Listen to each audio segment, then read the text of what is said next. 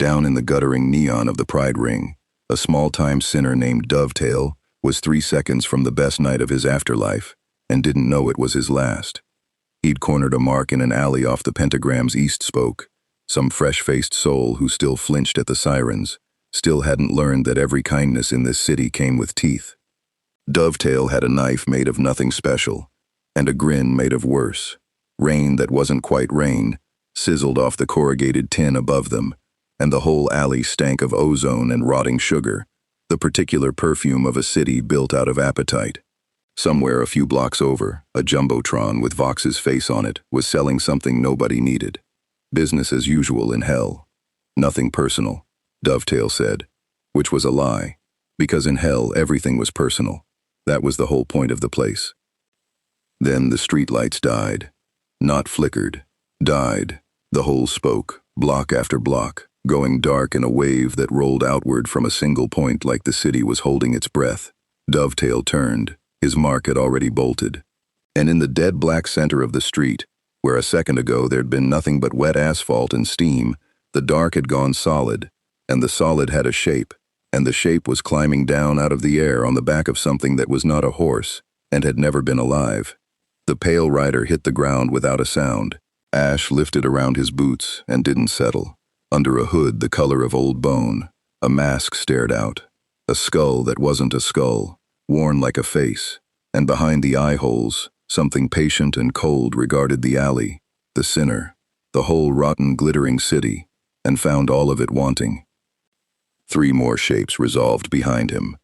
A knight in blood red, a slab of a sword on his back big enough to divide a building, a woman crackling with cold blue fire, a whip of living metal coiled at her hip, chin lifted like the street owed her rent, and a lean one, all easy shoulders and twin pistols, who took one look at Pentagram City's neon skyline and let out a low whistle through his teeth.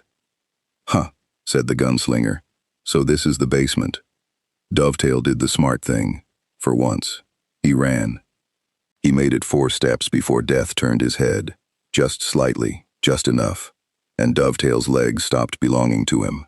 He hit the pavement and lay there whimpering, and the 4 riders of the apocalypse walked past him like he was a puddle, because to them, he was. Hell had a system for this. Hell had a system for everything, because hell ran on categories the way a body runs on blood. You were a sinner, a damned human soul, dragged down for what you did up top, remade into something with horns or fur or too many eyes. Or you were hellborn, native to the pit, born to it. Or, if the sky had gone red and the exorcists had come, you were an angel, killer, executioner, untouchable. 3 boxes. Everyone fit a box. The whole social order. Who bowed to whom? Who owned whose soul? Who could be killed and who could only be inconvenienced? All of it hung on knowing which box a thing belonged in. The 4 beings walking up the east spoke fit none of them. The overlords felt it first, the way sharks feel blood. In her parlor of dolls and bone china, Rosie set down her tea and frowned at nothing. She'd been an overlord since before most of Pentagram City existed, and in all that time she had never once felt the floor of hell shift. But it shifted now, some deep pressure passing under the emporium like a tide going out before a wave. "Oh dear," she said pleasantly, to no one, and did not touch the tea again. Across the city, in the Carmine Works, where the ovens ran day and night forging the only weapons in hell that could kill an angel, Carmilla Carmine felt it too, not as dread, but as recognition.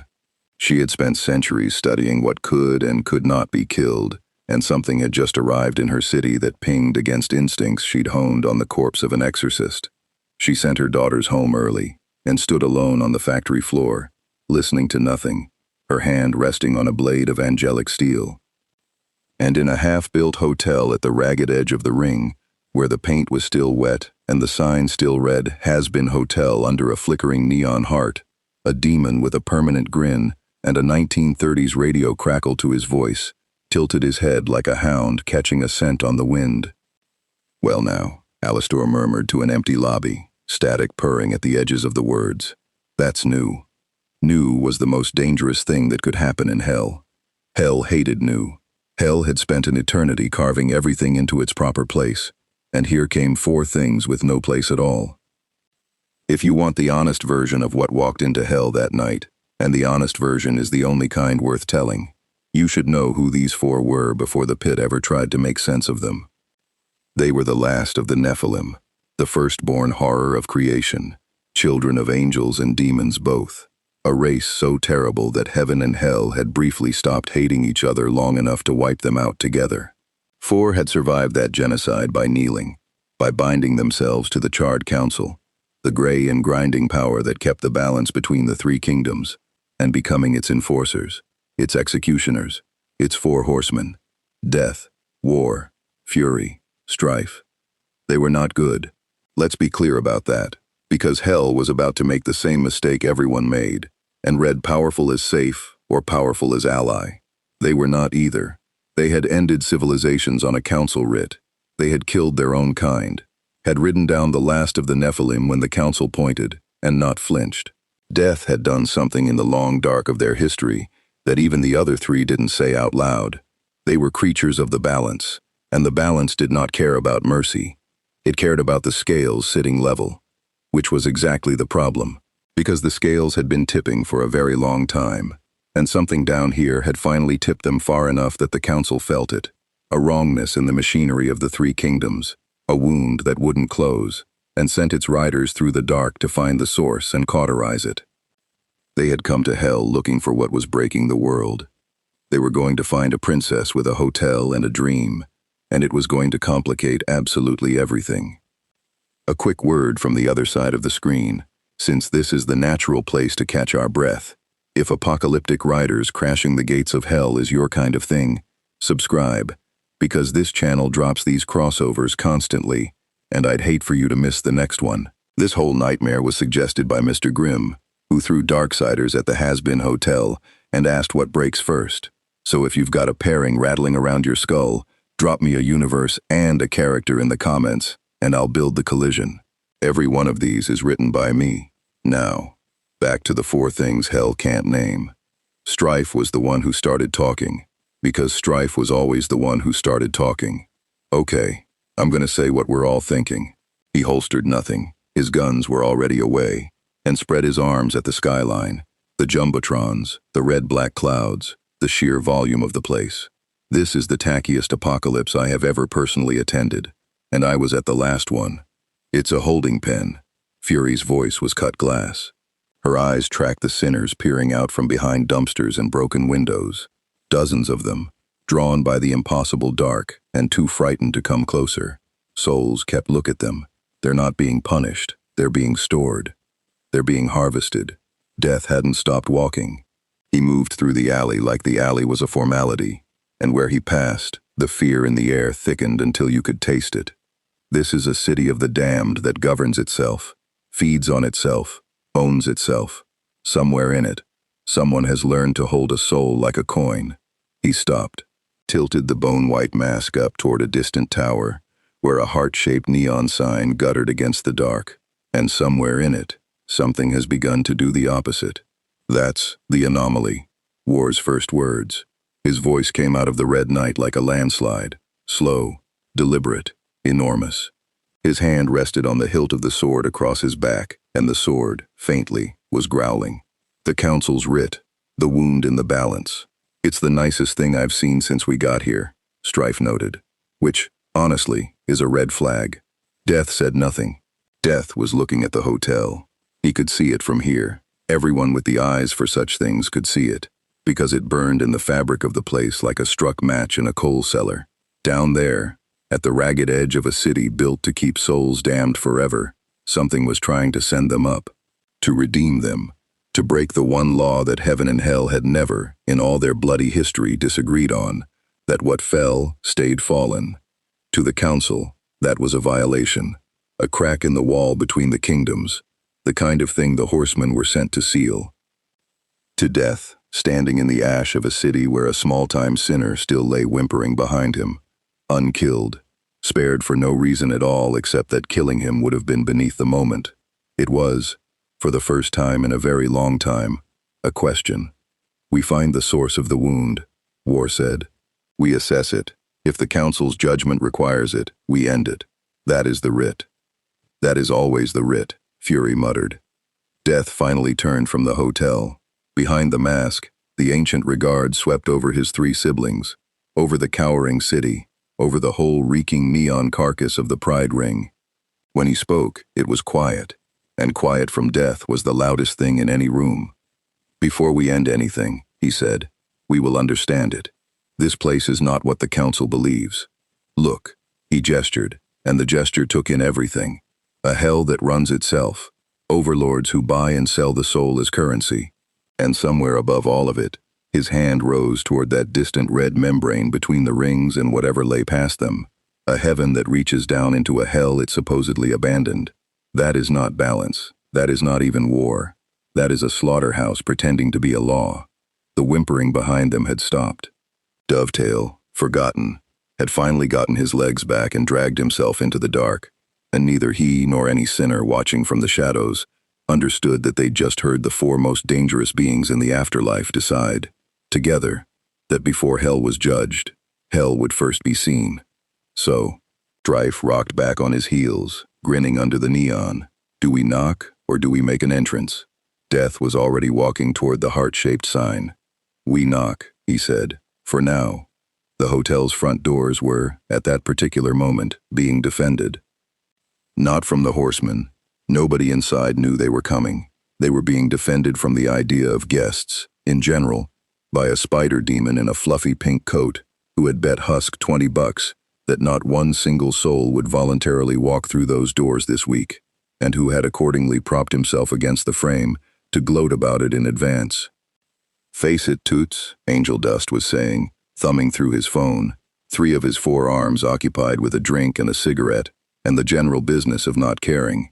This dump's got worse odds than my last relationship, and he set me on fire once. The universe provides, said Alastor, gliding in from the far end of the lobby with a grin you could hear.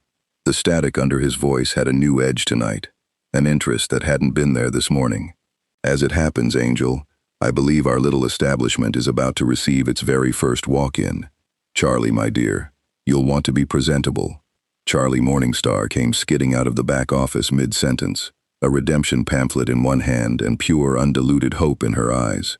Wait, guests? Actual, vaggy, guests. Get the, where's the welcome banner? We made a welcome banner. And then the doors opened, and the temperature in the lobby dropped 10 degrees, and the flickering neon heart above the entrance guttered out completely, as four figures the color of an ending walked in out of the dark. Angel Dust lost his bet, his cigarette, and, for once in his afterlife, every single word he'd been about to say. Charlie, being Charlie, was the only creature in hell who looked at the Four Horsemen of the Apocalypse standing in her doorway and beamed like she'd been waiting for them her whole life. Welcome to the Hazbin Hotel. The pale rider looked down at the small, bright, hopeful thing in front of him, the source of the wound in the balance, the crack in the wall between worlds, the anomaly he had crossed an abyss to judge, and said nothing for a long, long moment. Behind his mask, something that had not been curious in 10,000 years became curious. Interesting, said Death. The word interesting, spoken by Death, landed in the Hazbin lobby like a coin dropped into a very deep well, and everyone stood there waiting to hear it hit bottom. Charlie recovered first, because Charlie's whole existence was recovering first from things that would break anyone else. She stuck out her hand, welcome banner forgotten. The pamphlet crumpled in her enthusiasm. Okay, so, hi, welcome, I'm Charlie. This is my hotel. It's a redemption hotel, which, I know how that sounds, but hear me out. The whole idea is, you are not going to shake his hand, said Vaggie, stepping in front of her girlfriend with a spear already forming in her grip. One eye narrowed at the four of them, and every fallen angel instinct she owned screaming. Vaggie had been one of heaven's soldiers once. She knew the specific weight of something holy in a room. She was feeling it now, off all four of these strangers, tangled up with something that was very much not holy, and the contradiction was making the back of her neck crawl. Charlie, these aren't sinners. They're not? Charlie blinked, delighted rather than alarmed. Ooh, are you hellborn? We don't get a lot of... No, wait, you don't feel hellborn either. They're not that either, Vaggie said tightly. Which was the entire problem. And it was about to become everyone's problem, all across the city, all at once. Because here is what hell tried to do in those first hours, and here is how spectacularly it failed. Vox tried first. He was the king of television. Information was his whole domain. Within minutes of the four figures entering the hotel, he had every camera in the district cross-referencing them against Hell's records. Sinner registries, overlord holdings, the exorcist rolls, the census of the hellborn.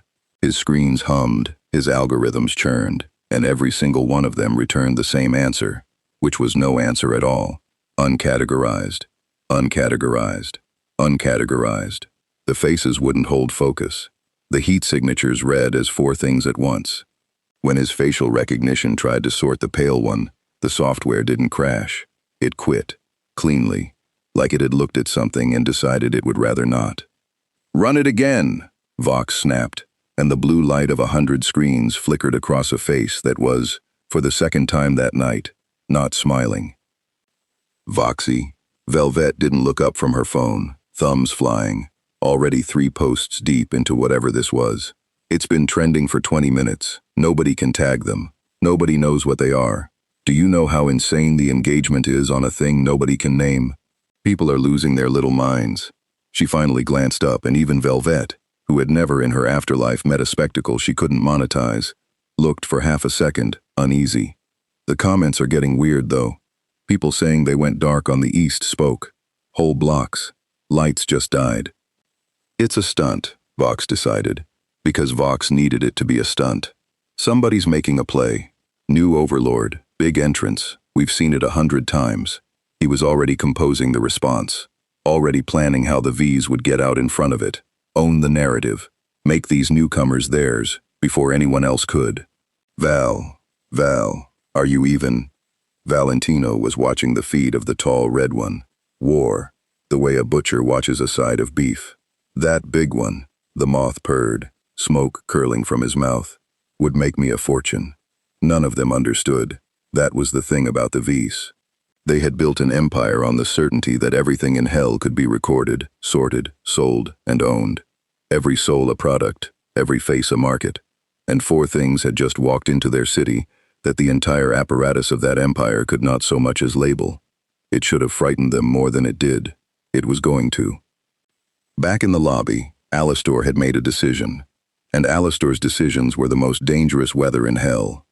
He had been watching the four of them the way a gambler watches a rich stranger sit down at the table, reading the tells, counting the chips, deciding which one to fleece first. And the radio demon had come, in his long and theatrical existence, to a simple and reliable understanding of how power worked in this city.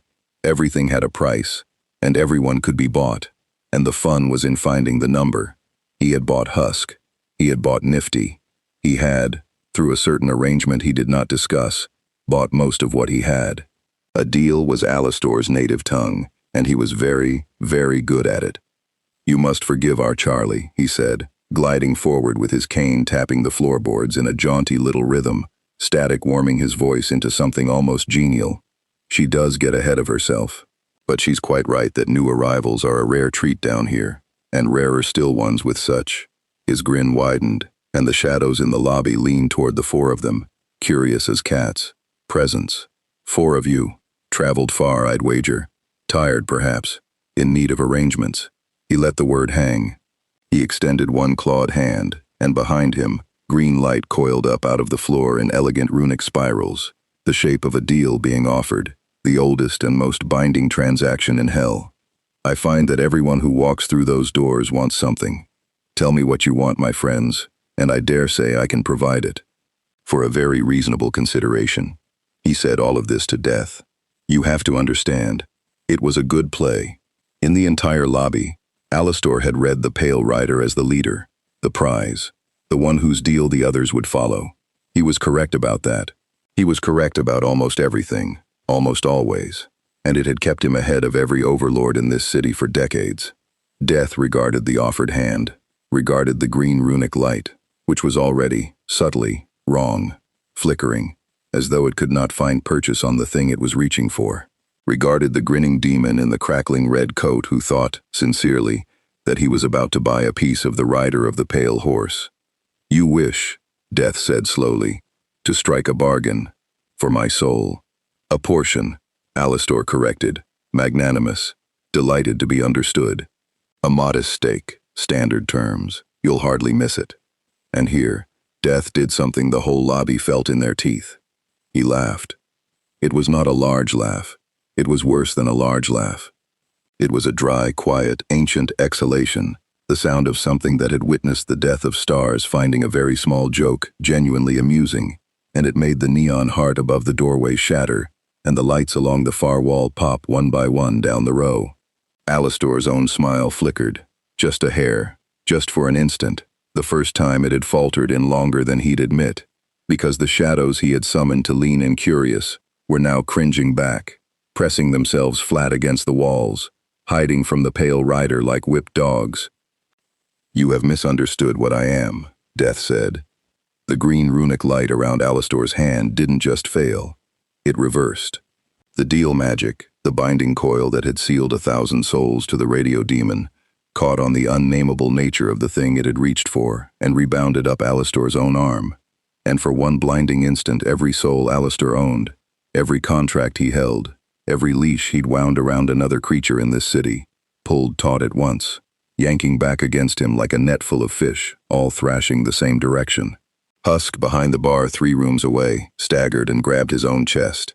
Nifty froze mid-scuttle, and Alastor, the radio demon, who did not stagger, who did not react, who had built his entire mythology on never once being caught off guard, took a single involuntary step backward, his grin stretched too wide, and gone brittle, static shrieking across the whole lobby like a station tearing loose from its dial. A soul, Death continued, unhurried, as the light guttered and died against him, is a thing you can hold because a soul agreed to be held. Every leash in this room was handed to you willingly, and so it binds. But you reached for me as though I were currency. The mask tilted. I am the thing that spends it. There is no contract that binds the last horseman of the apocalypse, little demon, because there is no ledger in creation that lists my name as an asset, only as a cost. The lobby was dead silent. Charlie's mouth was open. Angel Dust had lowered his phone. Vaggy's spear was still up, but she'd stopped pointing it at the horseman and started pointing it, vaguely, at the general concept of the room. And Alastor stood there with his grin frozen and his static settling and something in his red eyes that nobody in that hotel had ever seen there before and would rarely see again. Recalculation. Well, said Alastor, and the fact that it took him a full second to find the word was, for those who knew him, the single most alarming thing that had happened all night. He straightened his coat. He tapped his cane. He rebuilt the grin from the ground up, and it very nearly held. How refreshing. I don't believe I've ever been told no quite so thoroughly. You'll pardon me if I found the exercise educational. You may keep your souls, Death said, already losing interest in him. I did not come here for them. Then what? Said a new voice. Furies, sharp and cold, cutting past the whole exchange because she had no patience for the theater of it. Did you come here for? Because I've been listening to a hotel of the damned promise us rooms, and I've watched your pet demon try and fail to buy one of us like a market melon, and not one of you has asked the question that matters. Blue fire flickered along her knuckles, her eyes fixed on Charlie. What is this place? Truly. Not the sign, not the pamphlet. What are you actually trying to do here, princess? Because the whole rotten weave of this world is bleeding wrong from exactly this spot, and I would very much like to know why. And Charlie Morningstar, bless her, brave and bright and standing in a room with 4 beings who had just watched the most feared demon in hell get humbled without a hand being raised, took a breath, squared her shoulders, and answered the honest question honestly. I'm trying, she said, to prove that people down here don't have to be beyond saving, that anyone can change, that we don't deserve to just get. Her voice caught, only slightly, on the enormity of it, wiped out every year like we're a pest problem. That's what the hotel is. That's the whole thing. She lifted her chin. So if you're here to tell me it can't be done, you can get in line, because everybody in this city already has. But you walked in, and that means part of you wanted to see if I'm right. For the second time that night, Death was quiet for a long moment. Then, softly, almost to himself, The pale rider said the two words that would decide everything that came after. The words that turned an assessment into an investigation, and an investigation into a war. Wiped out. He looked at his siblings. She said every year. The exorcists came once a year, and everyone in hell knew the date the way the living know their own heartbeat, without thinking about it, until it stops. Charlie didn't lead with that. She led with tea. It was the only thing she could think to do with 4 apocalyptic strangers who had, 10 minutes ago, spiritually pantsed the radio demon in her own lobby. Sit them down. So she sat them down. She dragged the good chairs out from behind the bar, the ones with only some of the stuffing showing, and she put the kettle on with her own hands while Vaggie hovered at her shoulder hissing, "What are you doing?" And Charlie hissed back, being a host. "Vaggie, it's called hospitality." And the 4 horsemen of the apocalypse, who had ridden through the deaths of worlds, sat in a half-built redemption hotel in hell and let a princess make them tea, because all 4 of them had, independently, arrived at the same conclusion. This one will tell us the truth, if we simply let her talk. They were right.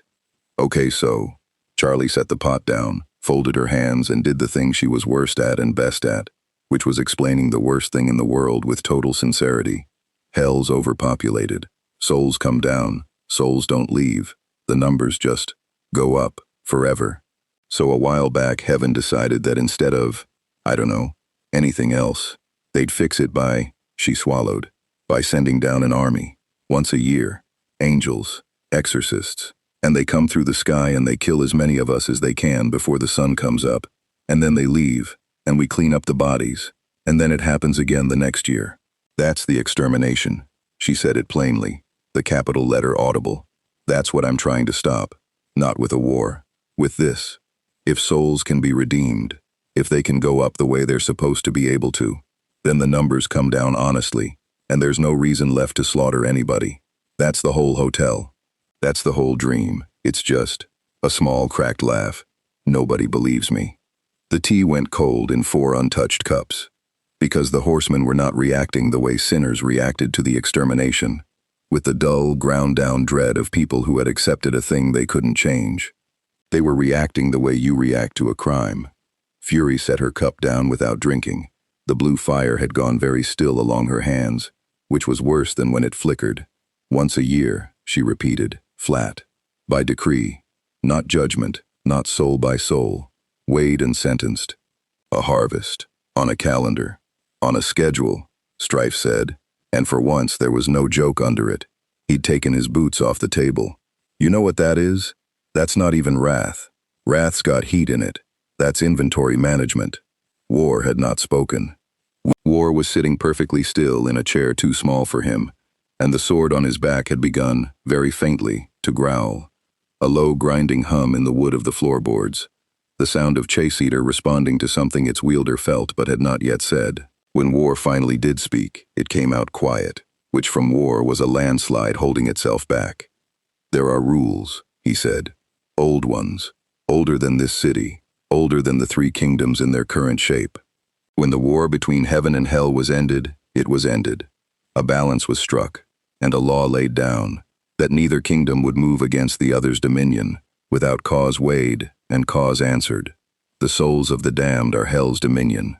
His hand closed on the arm of the chair, and the wood creaked. For heaven to reach down and cull them, wholesale by the clock, without weighing a single one, that is not permitted. That was never permitted. That is the balance, broken so completely, that the wonder is not that the council felt it. The wonder is that it took the council this long. That's the wound, Death said. He had been silent through all of it, through the tea, through Charlie's testimony, through his siblings finding the shape of their anger. He sat with his hands folded and the bone mask tilted down, and when he spoke, the room went still around the words, the way still water goes still, around a dropped stone. We came here believing the anomaly was this. He lifted one hand toward the hotel around them, the wet paint, the crooked banner, the flickering sign, the whole brave doomed enterprise of it. A princess sending souls upward against the natural law. We came believing she was the crack in the wall. The mask rose, and behind it that ancient regard settled on Charlie, and Charlie, to her enormous credit, did not look away. We were wrong. She is not the wound in the balance. She is the scar tissue. She is the world trying to heal the wound. The wound is above her. He turned the mask, slowly, toward the ceiling, toward the red sky beyond it, toward heaven past that. The wound is a heaven that has forgotten the difference between a law and an appetite. Charlie's eyes had gone wide and wet. Wait, she said. Does that? Are you saying you believe me? I am saying, Death answered, that you may be the only creature in this entire pit who has correctly diagnosed the disease, which does not make you safe. It makes you dangerous. To heaven most of all. They will not thank you for it. The mask tilted, almost gentle. Do you understand, little princess? You are not building a hotel. You are building the first witness. If souls can rise, then every soul heaven has butchered for centuries was murdered. Not exterminated, not culled, murdered. Each one a being that could have been saved. Your hope is not a comfort, it is an indictment, and heaven has an army. The lobby was very quiet. Cool, Angel Dust said weakly, from the stairs, where he'd been eavesdropping with all four arms wrapped around his knees. Cool, cool, cool. So we're the evidence in a murder trial. Great, love that for us. Real relaxing hotel vibe. That should have been the moment the horsemen picked a side. It wasn't. And you should understand why. Because it's the thing hell kept getting wrong about them, right up until the end. So we're agreed, Charlie said, hope surging back into her like a tide. Right? You'll help? 4 of you. If heaven's the ones breaking the rules, you can... No, said Death. Just that. The single flat syllable, and the tide went out of the room. We are not your soldiers, he said, not unkindly, which was somehow worse than if he'd been cruel. We are not anyone's soldiers, princess. You have heard, tonight, that a great wrong is being done, and you have leapt, as your nature leaps, to the assumption that the ones who named the wrong will now right it for you. That is not what we are. He rose, and the room seemed to lengthen around him. We serve the balance, not hell, not heaven, not you. The balance. And the balance is not offended that souls are dying. The balance does not have feelings. That is precisely its virtue. The balance is broken because the ledger is uneven. Heaven takes, and hell cannot answer. And a scale that only tips one way is no scale at all. The mask swept the room. There are ways to right that, other than the one your soft heart imagines. We could balance the ledger by letting heaven's harvest proceed, until hell's numbers fall to where the culling stops on its own. That too would level the scales. The temperature in the room dropped. You wouldn't, Vaggie said. We have, said Death. And that was the truth of them. Laid bare on the table next to the cold tea. They were not the cavalry. They were the audit. They had come to a broken world to true its books, and they had not yet decided whether truing the books meant stopping the slaughter or finishing it. It was Fury who broke the silence, and she did it looking not at Charlie, but at Death, her chin up, the old sibling defiance sharpening her voice. You'd let it stand, she said. The calendar, the harvest, you'd call that balance. I said it would balance, Death corrected. I did not say I would choose it. But you're weighing it, her eyes flashed. You're actually sitting here weighing whether to let an army of angels butcher a city full of the damned on a schedule, because the arithmetic works out. Brother, listen to yourself. That is the exact reasoning the council used on us. The Nephilim tip the scales, cull them. The arithmetic works out. The blue fire leapt up her arms. You rode them down. We all did, because the arithmetic worked out, and I have spent every century since choking on it.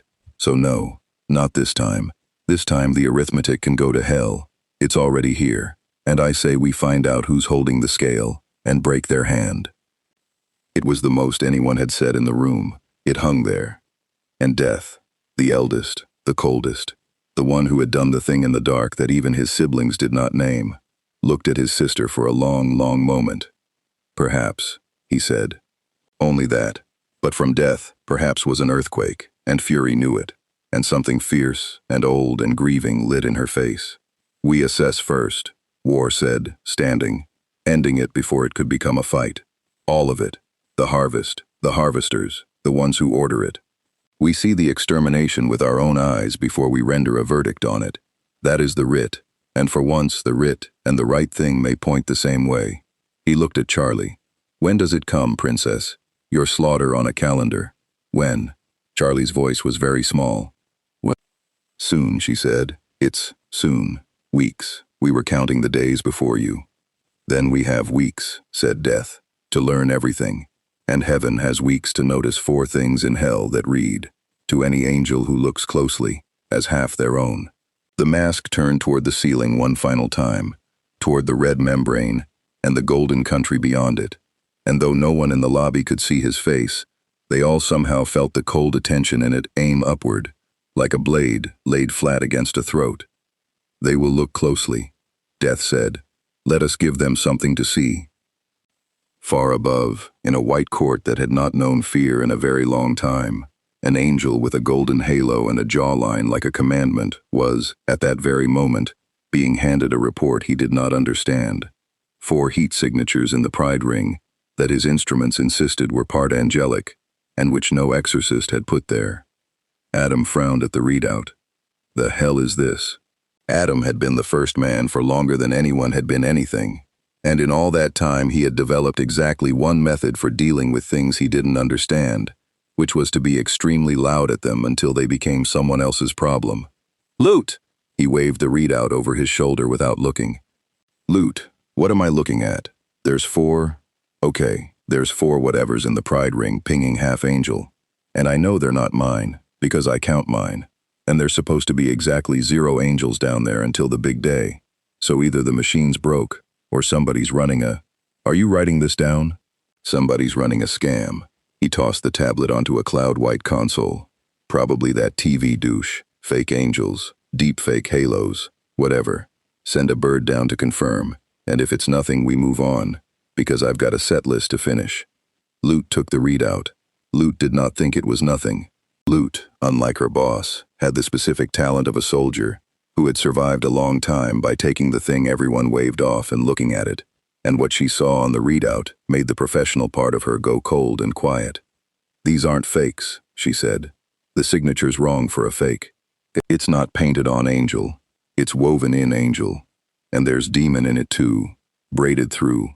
Which shouldn't be possible, sir. Because... She stopped. Because the word she wanted was one nobody in heaven said anymore. A word from the old war, from the genocide the seraphim had signed and then buried. Her eyes came up slow. Sir, I think we should tell Sarah. We are not bothering Sarah about a glitch, Adam said, which was the last easy sentence he would say for a while, and which he would remember later with a great deal of regret. Send the bird. Heaven sent a bird. Down in the pride ring, the horsemen were not waiting to be found. They were looking, and the city had begun, very quickly, to learn what it felt like to be looked at by them. They had split up. This was the thing hell hadn't anticipated, because hell dealt in overlords who hoarded their power close and never let it out of their sight. And here were 4 apocalyptic forces who simply fanned out across Pentagram City, like auditors through a corrupt firm, each of them peeling back a different layer of the machine. Fury went to the overlords, because Fury wanted to understand who ran this place, and who therefore bore the weight when the scales came due. She walked into Rosie's Emporium in the Cannibal District unannounced, blue fire trailing, and the 2 of them took each other's measure across a parlor of porcelain and bone, the ancient cannibal overlord and the rider of the black horse, and neither one blinked. You're not buying and you're not selling, Rosie observed, pouring tea Fury wouldn't drink. So you're appraising. How novel. Most people who walk in here are one of the first 2. She smiled, all teeth. Do tell me what you make of us, dear. I'm dying to know how we score. You eat your own, Fury said. We eat the rude ones, Rosie corrected pleasantly. There's a difference, and it's the whole of civilization. And Fury, despite herself, despite everything, filed that away as the first sane thing anyone in hell had said to her. Strife went to the streets, because Strife trusted the streets over the throne rooms every single time. He drank in the worst bars, threw dice with the lowest sinners, and let his easy grin and his loose gun hand pull the truth out of people who'd never have said a word to something wearing a crown. And what the streets told Strife, over cheap liquor and cheaper company, was not a story about wicked souls getting what they deserved. It was a story about a mother who'd knifed a man who was about to knife her kids and had spent a century down here for it. A story about a soldier who'd deserted a pointless war and called it the bravest thing he ever did. A story about 100 small damnations that didn't look, up close, anything like the tidy arithmetic heaven ran from a spreadsheet in the sky. Nobody down here thinks they're the villain, Strife reported back. And then, quieter. And the thing is, a bunch of them ain't wrong. War went to the Carmine Works, because War, alone among them, had felt the one thing in this city that could actually threaten a Nephilim, and War believed in knowing exactly how you could die before a fight started. And Carmilla Carmine was waiting for him. She'd known he was coming. She'd known since the floor of hell shifted the night they arrived. Carmilla Carmine had spent centuries turning terror into caution, and caution into preparation, and she had built her whole quiet dynasty on a single secret nobody else in hell fully possessed. She knew what could kill an angel, because she had done it, and she had kept the blade. War walked onto the factory floor, and the ovens breathed heat and light across the red of his armor, and Carmilla stood at the far end holding a length of pale metal that did not gleam like steel should gleam. It gleamed like something else. "You feel it," she said, not a question. She'd watched his stride change the moment he crossed the threshold, the almost imperceptible shift of a warrior who has just registered a real weapon in the room. Most things in hell don't. Sinners walk past this blade and feel nothing, because it isn't for them. Not really. Angelic steel kills anything of hell, yes, but it sings for its own, for angels. And you, her dark eyes traveled up the red giant in front of her, reading the braid of him the way Lute had read the readout. You have angel in you, woven in. I can feel it wanting you. She turned the blade slowly in the furnace light. This is the only thing in creation that could put you down for good, isn't it? And you walked straight into the one room in hell that has it. Either you're a fool, or you're the least foolish thing I've ever met. War looked at the blade for a long moment. Chaos Eater, on his back, had gone silent, not cowed, but attentive, the way a wolf goes still at a snake. "The second one," War said. "I thought so." Carmilla did not raise the blade. That was the thing that told War the most about her, that she held the one weapon that could end him, and made no move to use it, because she was not a killer by appetite, only ever by necessity. "I killed an exorcist with a blade like this, years ago, to protect my daughters. And I have spent every year since, terrified that heaven would learn a sinner had found the secret of murdering angels, because if they knew hell could fight back, the harvest would stop being a harvest and start being a war, and my girls would be in it." She lowered the steel at last. "So, you've come to weigh us, giant. All 4 of you, going door to door with your scales. Let me put my weight on it plainly. We are not innocent, but we are not cattle. And the thing in the sky that comes once a year to thin us has never once had to be afraid. And a power that is never afraid is the most dangerous thing in any world, yours or mine. If your balance means anything at all, it means that gets to end." War was quiet a long time. The furnaces roared. "You would arm us," he said, understanding it. "Against the harvest, you have the only weapon that levels the field, and you would put it in the hands of the 4 things heaven cannot categorize." "I would put it in the hands of the 4 things heaven cannot control," Carmilla said. "There's a difference, and it's the whole of survival." She held the angelic steel out to him across the factory floor, hilt first, an offer, and a test, and a confession all at once. "The question is whether you came here to true the scales, War, or just to read them." And War, who understood weapons, who understood the terrible mathematics of a fight where one side has always been safe, who had felt the wrongness in the balance in his own bones since the moment they arrived, reached out and closed his enormous red hand around a blade forged to kill his own kind. It did not burn him, but it hummed, low and hungry, against his palm, the sound of a thing recognizing the angel blood in him and wanting it. And War held it anyway, steady, unflinching, and that steadiness was its own answer. "I came to true them," War said. Which is precisely when the V's made their move, because the V's could not stand to watch 4 uncategorized power sources wander their city-building alliances without cutting themselves in. It was Valentino's play. and it was exactly as clumsy and exactly as vicious as Valentino. He couldn't buy them. He'd heard what happened to Alastor's little green light. He couldn't film them. Vox's cameras still couldn't hold them. So he did the thing that had never once failed him in his long, cruel career. He reached for the mind instead of the deal. His pheromones, his hypnosis, the chemical leash he'd wound around 1,000 souls, including one particular spider. He flooded the room with it when Strife wandered, alone and unbothered, into a V-owned bar to keep pulling threads. "Easy, cowboy," Valentino purred, smoke and rose-red haze rolling off him, the influence sinking its hooks toward the gunslinger's will, the way it had sunk into every mind he'd ever wanted. "Why don't you sit down? Relax. Tell Val everything. Who sent you? What you are. Be a good boy."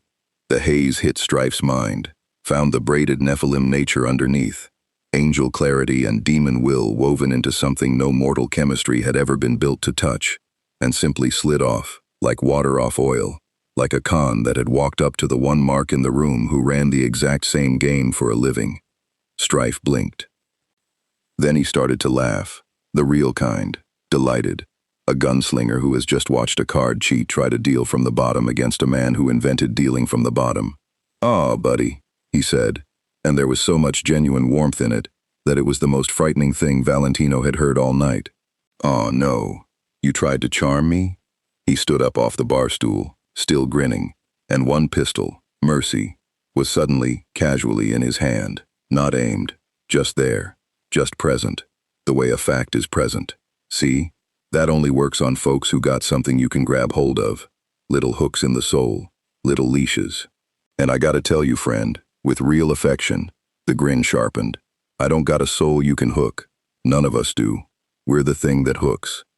The rose-red haze died in the air. Valentino, for the first time since he'd clawed his way to the top of the V-Tower, took a step back from someone smaller than him. And a mile away, watching through a bank of screens that still would not focus on the four of them, Vox finally stopped pretending it was a stunt, because he had just watched deals fail, cameras fail, and mind control fail, one after another, against these things. And Vox was smart, genuinely smart, smart enough to feel the exact shape of the ground opening under him. "They can't be bought," he said slowly, to Velvet, to Valentino's empty chair, to the flickering unresolvable feed. "They can't be filmed. They can't be charmed." The blue light of the screens washed over his face, and the smile was entirely gone from it now. "Everything this city runs on, everything we run on, and it doesn't work on them. Not one thing." "So what do we do?" Velvet asked, and for once, even she had put the phone down. Vox stared at four figures no power in hell could touch, walking his streets like the deed was already signed, and gave the only honest answer he had. "We find out whose side they're on," he said, "before they pick, and we pray to a heaven that hates us that it's ours." Far above, the bird heaven had sent broke through the red membrane over the pride ring, angel eyes wide, and found four figures standing together on a rooftop in the neon rot, reunited, comparing what the city had told them, a black blade humming in a red giant's hand, and for one frozen instant, the exorcist scout and the rider of the pale horse looked directly at each other across the poisoned sky. Death lifted one hand and pointed at it. The exorcist scout did not survive being pointed at. It wasn't dramatic. That was the horror of it. There was no bolt of light, no clash, no duel worthy of the name. Death simply raised one finger toward the winged thing hanging in the red sky, and the winged thing stopped. Its wings kept moving, its eyes stayed wide, but whatever animated an angel, the borrowed spark of heaven that made a killing machine a person, went out of it between one wing beat and the next, the way a candle goes out when someone across the room decides they're done reading. The scout dropped out of the sky, tumbled once, and struck a rooftop 3 blocks over, still and gray and emptied, and Pentagram City had its first proof, splashed across an antenna array for anyone watching, that whatever these four things were, they could kill an angel by looking at it. "That was a message," Fury observed, watching the body cool. "That was reconnaissance," Death corrected. "They sent an eye. I put out the eye. Now heaven knows 2 things it did not know an hour ago. That we are here, and that their scouts do not come home." It will make them cautious. Cautious armies move slowly. Slow is what the princess needs. The mask turned toward the distant hotel. I have bought her time. Days, perhaps. I would like to know what she does with them. What Charlie did with them broke something open in the story that even death hadn't seen coming, and it came from the least likely corner of the hotel. Angel Dust had been avoiding the Horsemen. This was a whole personality for Angel Dust. Avoidance, dressed up as swagger, and he was very good at it, but he was finding it hard to keep up around beings who didn't respond to any of his usual moves. He couldn't flirt them off balance. He couldn't crack a joke sharp enough to make them look away from whatever they'd decided to look at. And the one he most wanted to avoid, the woman made of blue fire, kept watching him. Not the way Valentino watched him, not the way the customers watched him, but the way you watch a wound to see if it's still bleeding. It came to a head in the hotel bar at 3 in the morning, when Angel came down to drink alone and found Fury already there, sitting in the dark with a glass she wasn't touching. "You keep looking at me," Angel said, going for irritated and landing somewhere shakier. 2 of his arms crossed. A third reached for the bottle. "Take a picture, sweetheart. It lasts." "Actually, no, don't. The TV guy's already got enough of those. Believe me." "You belong to the moth," Fury said. Not a question. Angel Dust froze with the bottle halfway to the glass. "Valentino," she went on, quiet, relentless, her eyes on him and the blue fire banked low. "The one who tried to leash my brother tonight and failed. He owns you. Your soul. A deal, struck willingly, that binds. That's how it works here." The pale one explained it. "You agreed." She tilted her head. "So I've been trying to understand it, because I have watched, in a very long life, a great many creatures wear a leash, and they wear it like yours, only when the deal that made them was never really a choice at all." The bar was very quiet. The neon buzzed. Somewhere upstairs a pipe ticked. "You don't know anything about it," Angel said, and his voice had lost all its swagger, gone flat and low, and dangerous, in the particular way of a thing protecting a very old bruise. "You blew into town yesterday. You watched your scary brothers scare some overlords. You don't get to sit in my bar at 3 in the morning and tell me about my leash." "No," Fury agreed, "I don't. So tell me." And maybe it was the hour. Maybe it was that she hadn't flinched, hadn't pitied, hadn't done the thing everyone did, which was to soften their face into that awful understanding look that made him want to burn the room down. Maybe it was just that she was the first person in a century to ask him, "Tell me," instead of telling him. But Angel Dust, porn star, punchline, the funniest, saddest thing in the whole hotel, put the bottle down and for once didn't deflect. He told her. He told her about the deal that hadn't felt like a deal, made when he was newly dead and newly nothing, and Valentino had been the only thing in the whole screaming pit that offered him anywhere to stand.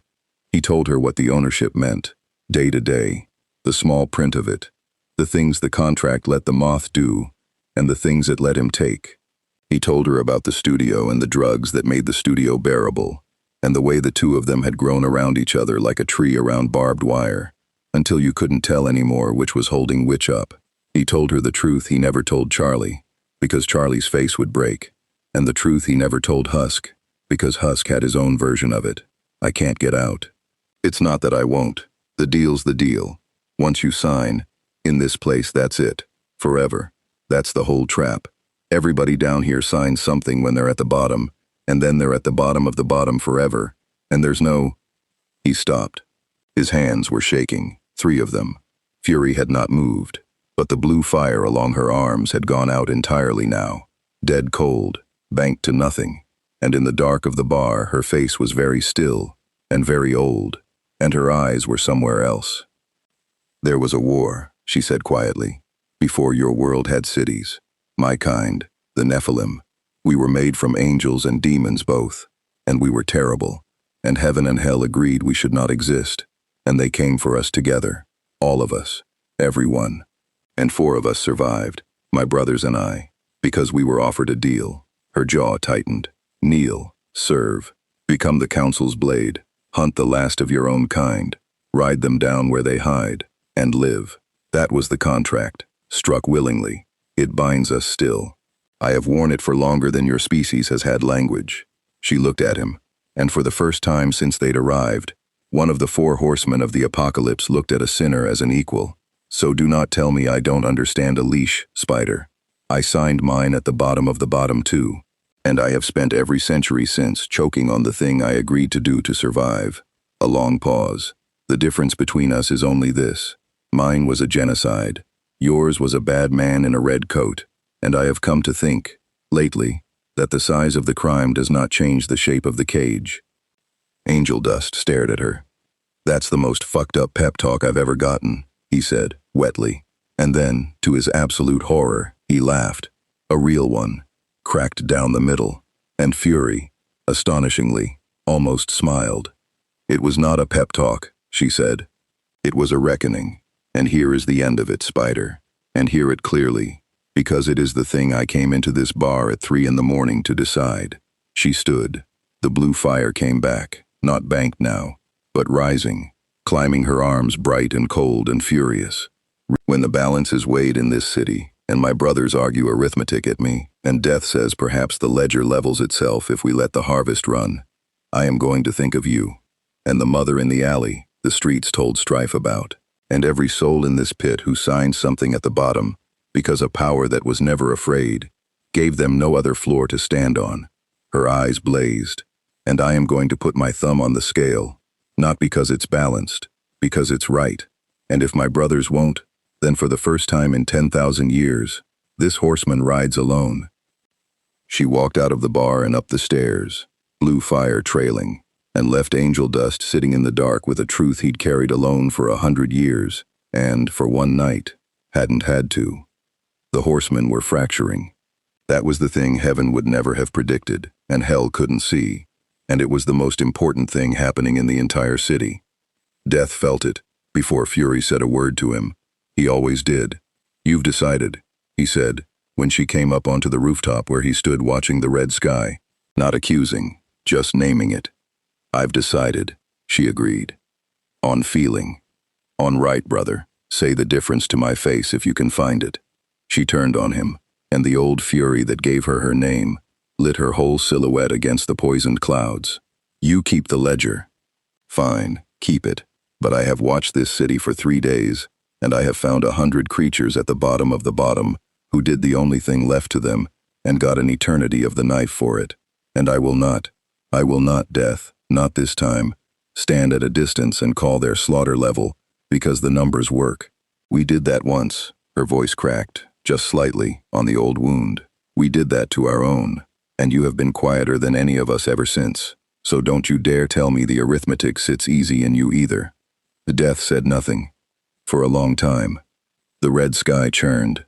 Far below, the neon rod of Pentagram City buzzed and glittered and went about its endless appetite, unaware that on a rooftop above it the oldest of the Four Horsemen was standing very still, holding something he had carried in silence for longer than his sister had held her grief, the thing in the dark of their history that even she did not name aloud, the thing he had done when the council pointed at the last of the Nephilim and said, "Cull them."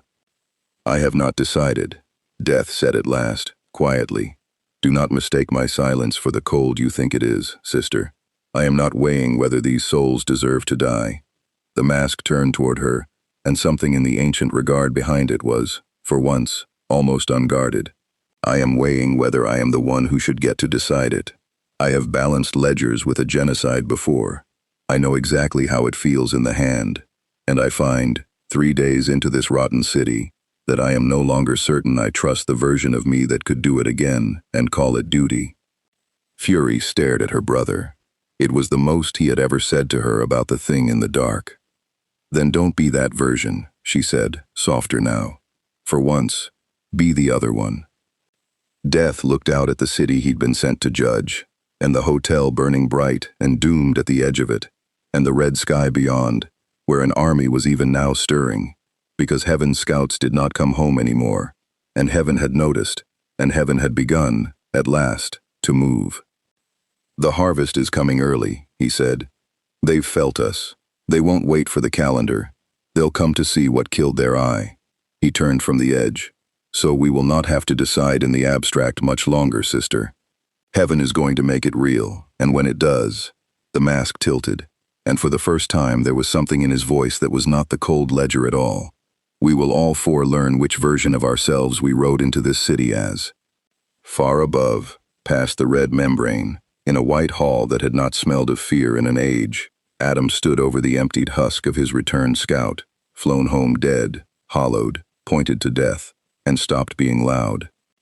"Okay," he said quietly, and Lute had never heard him quiet before. "Okay, yeah, we're not waiting for the date." He looked up, and the easy arrogance was gone, replaced by the thing under it, the thing that had led armies since the first murder. Get Sarah, get the whole choir. Whatever those four things are, they killed one of mine with a look, and I want the sky full of blades before they do it again. His jaw set. We go early, we go hard, and we find out if the things that can't be named can bleed. Sarah came down from the highest tier of heaven, and heaven held its breath, because Sarah did not leave the highest tier for small things. She was the eldest seraph, the one who had signed the order that ended the war, the one who had, long, long ago, in the founding dark, put her name to the extermination of the Nephilim, alongside hell's own princes. She carried that the way she carried everything, quietly, upright, folded into the flawless composure of someone who has made unforgivable choices and decided, as a matter of survival, to believe they were necessary. When Adam brought her the hollowed scout and the readouts and the word he still wouldn't say, she looked at the woven signature on the readout for a long, long time, and the composure did not crack, but it paled. "That's not possible," she said. "That's what I keep saying," Adam started, "which is why I figured." Adam, very quiet, very level. "That is not a thing that is supposed to be possible. We ended them, all of them. I signed it." Her fingers touched the readout's braided glow, angel and demon, woven, whole. There were survivors, 4, but they were bound to the gray ones, to the council, put to the council's work, and kept out of the 3 kingdoms forever. That was the arrangement. That was the price of their mercy. She stopped. Composure, closing over the crack like water over a stone. When she spoke again, it was the voice that had run heaven for an age. "The horsemen are in hell, and they have killed one of ours. Adam, do you understand what that means?" "It means we squash 'em," Adam said. "Early, hard. I already gave the order." "It means," Sarah said, "that the council has looked at what we do down there and decided to audit it." And for the first time in the whole long story, an inhabitant of heaven said aloud the thing the horsemen had been circling for days. "It means someone with the authority to weigh the balance has decided the exterminations might not be lawful, and has sent the only 4 beings in creation who cannot be bought, cannot be judged, and cannot be killed by anything but our own steel, to find out."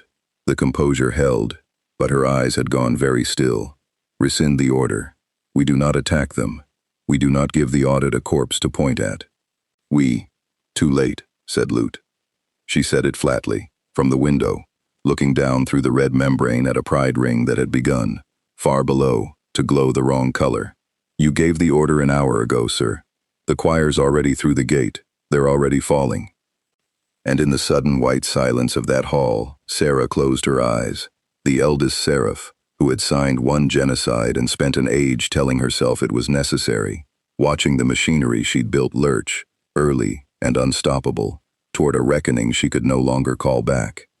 "Then may whoever weighs us," she said softly, "weigh gently." Nobody weighed gently. That was rather the point of the balance.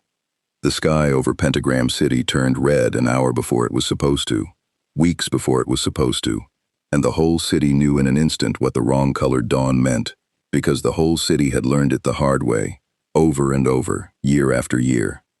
The sirens started. Not city sirens, soul sirens, the deep bone wail that ran through every damned thing in the ring at once, the sound of 100,000 sinners realizing simultaneously that the calendar had lied and the angels were coming now. In the hotel, chaos. "It's not the date. It's not the date." Charlie was at the window, hands flat against the glass, watching the sky bleed. "We had weeks. We were counting. She spun. "Everyone downstairs. The shelter. The Vaggie. The shutters. We practiced this. Charlie." Vaggie had a spear in each hand, and the drilled calm of a soldier who'd been on the other side of exactly this. They came early because of them. She jerked her chin at the rooftop above, where 4 silhouettes stood against the red. Heaven felt the horsemen, and moved the whole harvest up to hunt them, which means this year, the exorcists aren't just here to cull, they're here to fight something back. Do you understand what that means? Her single eye was hard. It means, for the first time in the history of this city, the extermination has a target that hits back, and we are standing next to it. Up on the roof, the 4 horsemen watched the choir of heaven pour down through the wound in the sky. There were thousands of them, exorcists, winged and masked and beautiful and utterly without mercy, spears of angelic steel catching the red light, descending in disciplined waves toward a city that had never once been able to do more than hide and bleed and count its dead in the morning. It was, from the roof, genuinely magnificent, the terrible, ordered beauty of an army that had never lost, never doubted, never had to be afraid, and it was pouring down to murder a city full of souls on a schedule heaven had moved up out of fear. Strife let out a low breath. That's a lot of angels. That's the whole choir, War said. Early, they emptied the armory for us. His hand went to Chase Eater, and the great sword woke, growling up his arm. They did us a courtesy in a way. They put the entire crime in one sky, all at once, where we could see all of it. He looked at death. No more abstraction, brother. There it is. The harvest. Made flesh. Made visible. Weigh that. Death watched the angels fall. He watched the first wave reach the outer spokes. He watched the spears go to work. Watched, with the perfect terrible clarity of the eldest horseman, a soul dragged out of a doorway and run through. A second, a tenth, 100. The practiced efficiency of it, the boredom of it. Angels doing a chore. He watched a mother, maybe the one Strife had heard about, maybe just one of 10,000 exactly like her, put herself between a blade and 2 smaller shapes and get emptied for it, the way the scout had been emptied, the way Death himself had emptied the scout, and something about seeing his own method used as this, as inventory management, as a chore done to a mother on a Tuesday, moved up early out of cowardice. Fury asked me, Death said quietly, over the rising screams, to be the other version of myself.